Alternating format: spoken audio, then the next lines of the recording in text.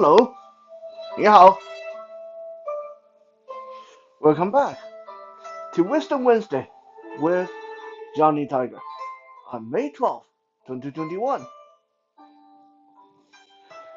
A little bit of a jittery camera in the beginning there because I wasn't sure if the video was recording, so I had to double check. That's why you got a little bit of a bump there. But anyway, everything is fine, at least I hope. Lately, the video has been acting up occasionally.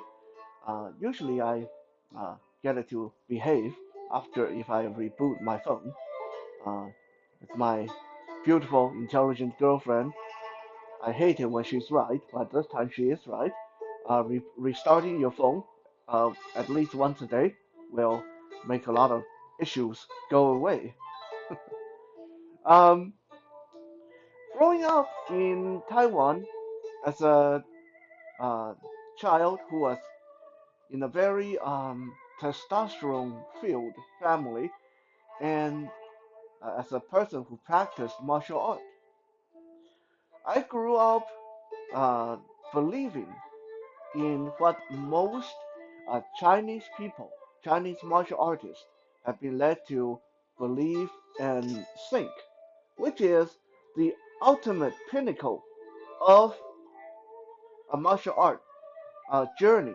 The ultimate pinnacle for a martial artist uh, is the Shaolin Temple.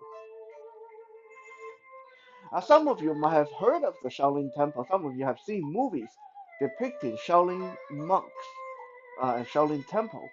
There was a documentary by Jason Scott Lee where he actually spent like a week training at the Shaolin Temple in China. You can look it up if you want. Jason Scott Lee documentary Shaolin Temple.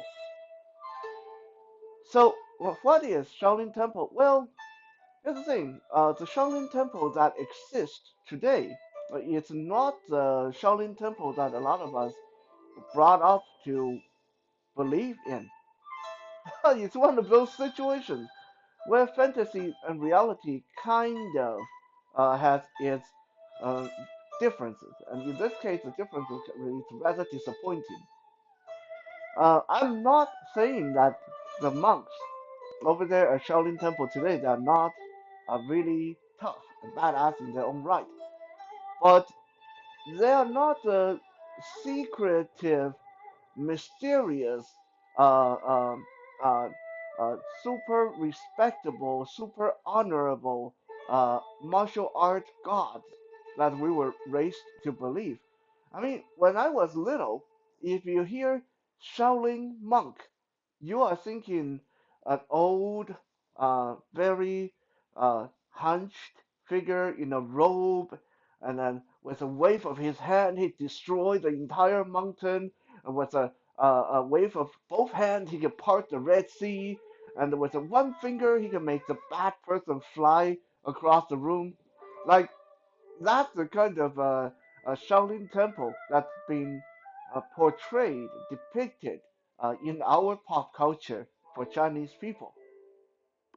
Like Shaolin monks, it's like Chinese Jedi. It's like Chinese uh, uh, uh, uh, magicians. They were like wizards from the Lord of the Ring. If you think of a wizard like Gandalf from Lord of the Ring, just shave his head, shave his beard. Yeah, that's like a Chinese Shaolin monk right there.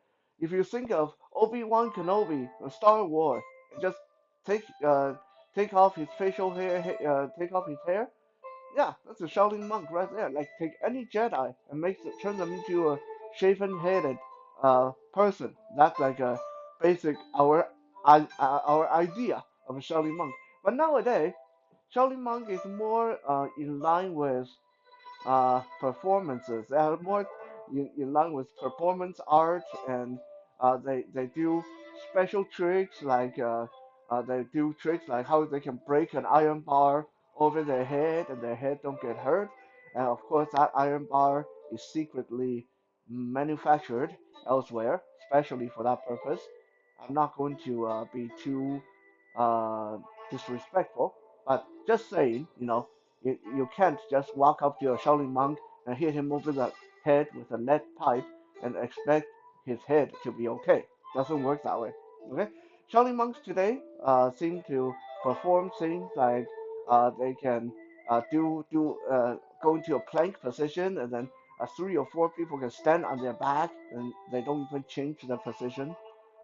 Is it hardcore? Yes, it's really hardcore. A lot of the things they do today is really hardcore.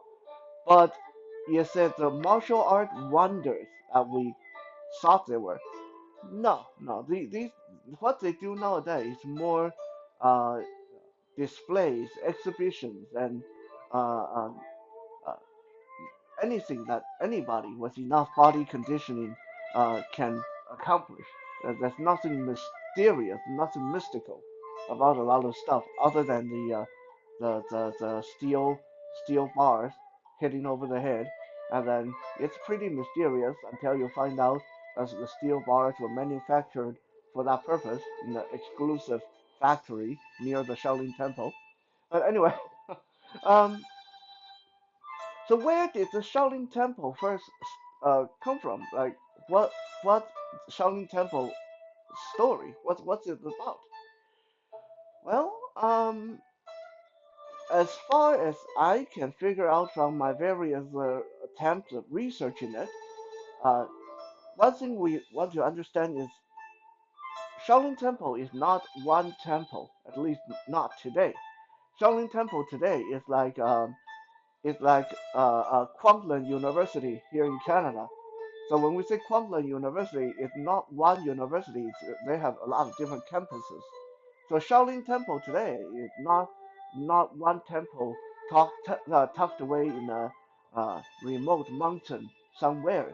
No, there's Shaolin Temple in northern China, there's Shaolin Temple in southern China, there's Shaolin Temple in Beijing, and then they have a lot of university campuses that also say this is Shaolin Temple campus or Shaolin branch, Shaolin dojo, and all kind of stuff. So it becomes a trademark. It is a brand. It's not one temple.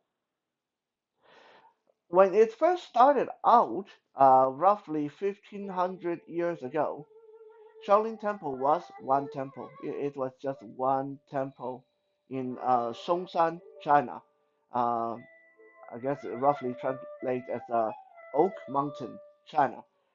Where was it? I believe, now I might be wrong, my geography of China is a little bit rusty, but my understanding is it was somewhere in Hunan, so around mm, about southern part of China, near Fujian province.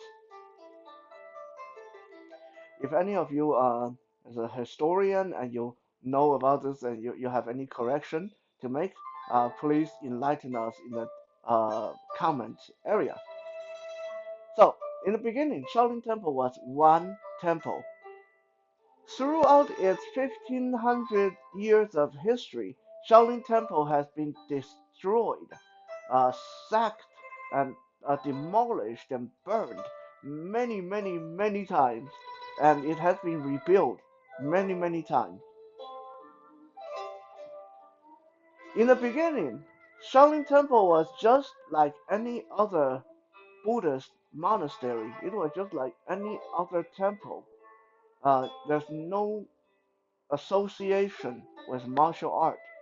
There's no association with violence, and no weapon, no super impressive tricks like people can walk across a fire barefooted, or people who can break steel pipes over their head. Nothing like that. It was just a temple on top of a mountain that with a lot of monks in there, and they spent their days eating, sleeping, saying their prayer, worshiping Lord Buddha. And that's it. That was Shaolin Temple 1500 years ago. The story goes that because the temple was constantly under attack by bandits and, believe it or not, imperial soldiers. Back then, the, China was a constant war with other uh, surrounding neighbors, Mongolia and the Manchus and a lot of the nearby barbaric tribes that constantly invaded China. So the imperial forces, the imperial soldiers from various cities, they were always on the move. If there's a uh, attack by the pirates from Japan to the south, the imperial troops go marching off to the south, deal with things there, and then suddenly Mongolian people come over the Great Wall. Okay, then now they got to rush from the south back to the north to deal with that. The imperial troops were always on the move, and they were always hungry. They didn't have a lot of food supply. A lot of their food supply were heavily depending on what the civilians would give to them. What Well, they like to say donate, but a lot of times, honestly, the imperial soldiers would just take without asking. Women, food, shelter, livestock, they would take. After all, they were here to fight for you. So, they felt it was their right to take whatever they wanted or needed. So, Shaolin Temple, like many other monasteries, were constantly being harassed by the imperial troops. Whenever the imperial soldiers uh, went by this area, and they said, "Well, we're running low on rice. Let's go." The commander would say to the lieutenant, "Can you go? I believe Shaolin Temple is just 2 miles to the south. Take a squad with you and go ask the monks for some rice." Well, the lieutenant would then take a squad of soldiers with him and get to the temple, knock on the door, and he would say, "We are soldiers on our way to fight the Mongolians. We are going to confiscate all the rice you have in your temple." So they're not going to ask, they just take. And if the monks dare to resist, then the monks will get killed by the soldiers. That's how things was 1500 years ago. The story goes that one day a monk from a faraway land. Back then, you just say faraway land. Uh, Now we actually find out that historically it's a monk from India. It's an Indian monk that came to China to spread the word of Buddha, to spread the word of the teaching of Buddha, and to learn and sort of do his pilgrimage to visit all the temples in China. And so this monk was really, really sick. I mean, again, you got to imagine 1500 years ago, there's no car, there was no airplane. It's not like this monk could just get on the airplane and fly to China. From India to China, this monk had to walk or maybe ride horses. But I believe the story said he walked, which is really, really impressive. Like, can you imagine walking from India to China? I can't even imagine walking from Richmond to Vancouver here in BC. Uh, I, I mean, I can probably do it if I have to, but I don't want to. So, I mean, this guy walked from India to China, uh, all on his own. That's crazy. Okay, so by the time he got to Shaolin Temple, which, as I said, was like the southern part of China, so that's even further. By the time he gets there, he was really, really sick. He was dying. He was dying of exposure. He was malnourished. He was really sick. The monks at the Shaolin Temple nursed him back to health, and to repay them for saving his life, this monk gave Chinese people the greatest gift he could ever give to Chinese people. He taught them martial art. He taught them martial art that they practice in India. So yes, I mean, well, now that we get to this point, you're thinking, wait a second, are you telling me that Chinese Kung Fu came from India? And I'm saying maybe not all Chinese Kung Fu, but at least the Kung Fu we talk about practiced by the Shaolin monks, the Shaolin Kung Fu, which is the ultimate pinnacle of Chinese Kung Fu. Shaolin Kung Fu came from India. It was brought to Shaolin Temple by an Indian monk. It was taught to the Shaolin monk by an Indian monk to repay them for their kindness. This Indian monk's name was uh, Grandmaster Damo, 达摩祖师 is how we say it in Mandarin, 达摩祖师. I'm sure that's actually a different way of saying it in their own language or whatever. So, but anyway, 达摩祖师, Grandmaster Damo was a founder, the original teacher of Shaolin Kung Fu, who brought Kung Fu into China and taught it to the monks to repay them for their kindness, for them saving his life. And that started something that was really wonderful because when you really think about what's there to do in a Buddhist temple, not a heck of a lot, especially back then. I mean, 1500 years ago, there's no television, there's no computer, there's no iPhone. So the monks get up in the morning. Okay, let's go fetch water, and then you have to walk for miles to get water from the stream and carry it out the mountain. And then you use that water to wash and bathe. And why didn't they just wash and bathe at the stream? I don't know. I don't know. You gotta ask them. But anyway, they carry the water all the way up the mountain, and then they wash and bathe, and then they make food and they cook and they ate, and then they did their morning prayer, and then they ate lunch, and then they did more prayer, and then they ate dinner, and then they did more prayer. It's like that every day. For a monk's life, back then, people didn't really live that long, but still, if you live for 30 years, imagine you spend 30 years of your life going through that every day. A monk's life was very sedentary, very static. There was nothing to do.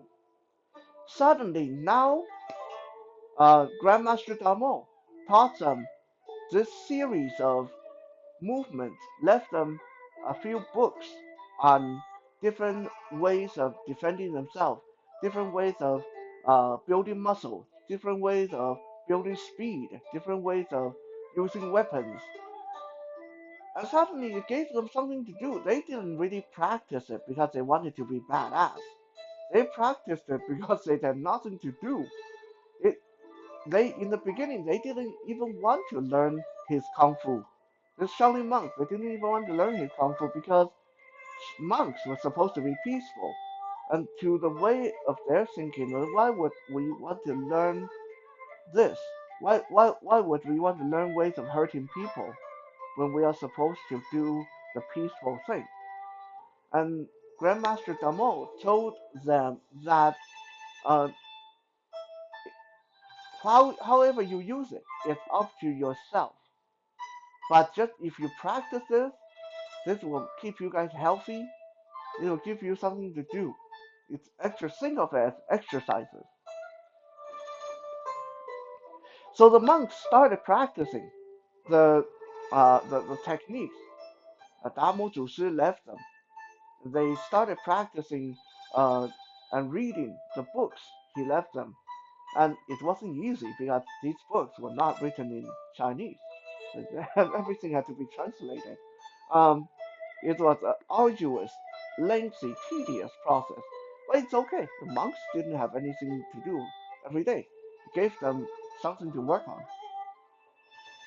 And just like that, after a few years, suddenly these monks started to appear different from other monks from other temples in China.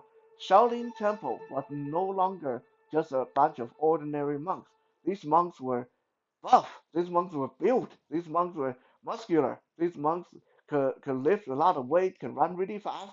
These monks could uh, use sticks and staffs and they could shoot arrows.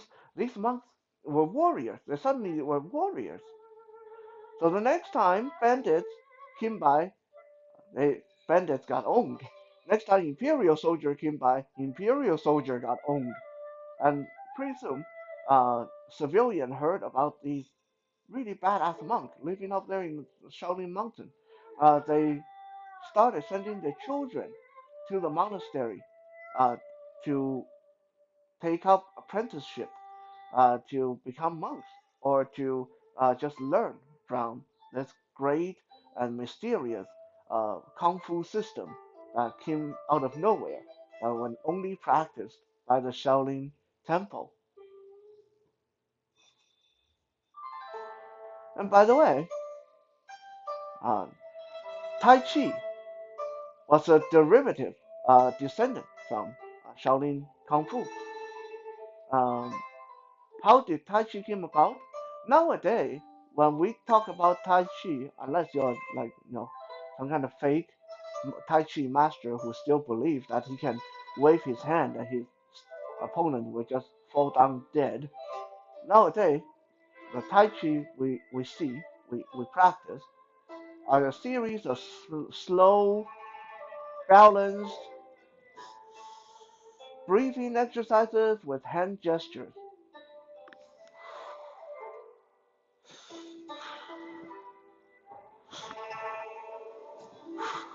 Like that. Circular motion coupled with breathing. You work on your um, balance, you work on your coordination, but Tai Chi nowadays is not combat related, at least for the most part, it's not applicable to combat.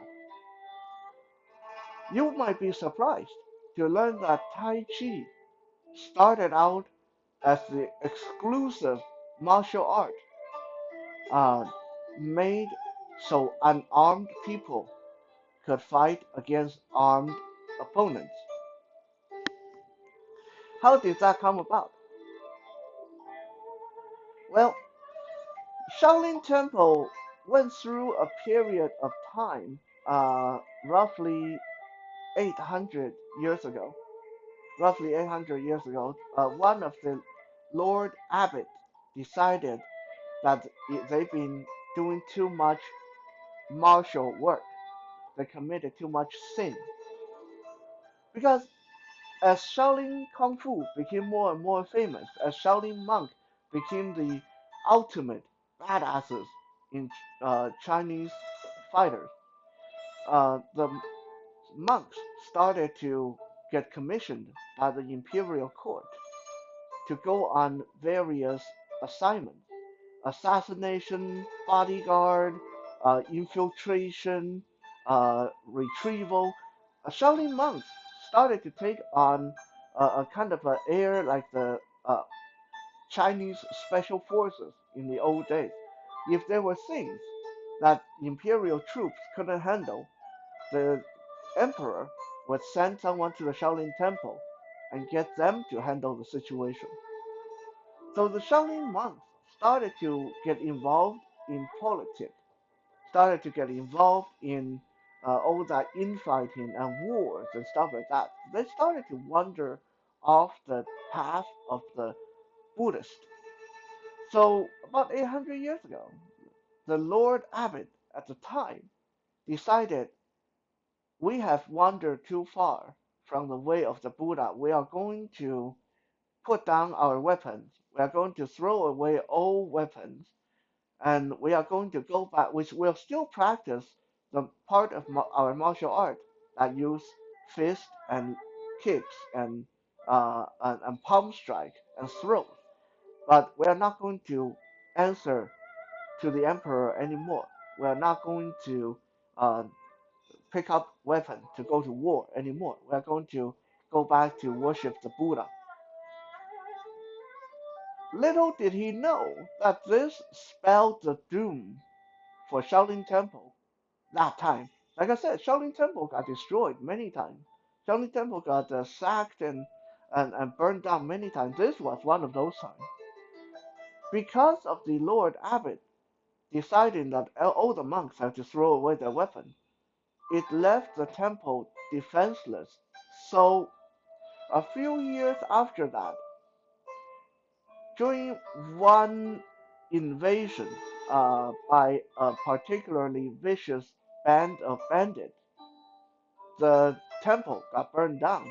The monks realized now, they realized too late, that fist and feet and palm strikes and throws was no match for arrows, was no match uh, for crossbows, was no match for these uh, bandits that were riding horses and might have been wearing armor and were wielding axes and spears. The monks almost got wiped out entirely. There was one monk that managed to escape. His name was Zhang Sanfeng. Zhang Sanfeng. Zhang Sanfeng was a young monk who escaped that destruction of the temple because he was sent to the nearby village to procure grocery at the time.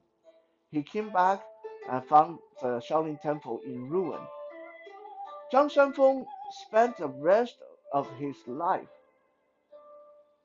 walking, walking across the land, traveling across China, studying with different martial art masters in different styles, wanting to find out how he could have prevented the sacking of the Shaolin Temple. Gradually, he took what he learned from Wudang Mountain and other martial art, but primarily Wudang Mountain. Uh, he put all those techniques together and came up with a set of techniques that would allow people to disarm their opponent, to move out of the way of people stabbing you with a spear. They came up with what was essentially like Chinese Krav Maga at the time, and it was called Tai Chi. From the very beginning, Tai Chi looked very different from what we see now.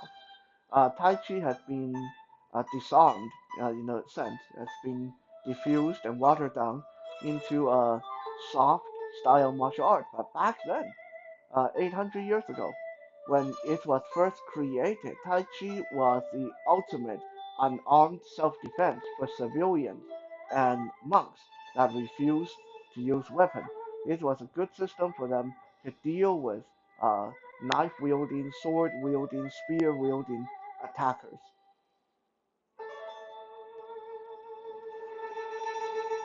Next Wisdom Wednesday, we'll come back and I want to talk a little bit more about some of the more funny and interesting traditions surrounding temple, religion, monks, and nuns.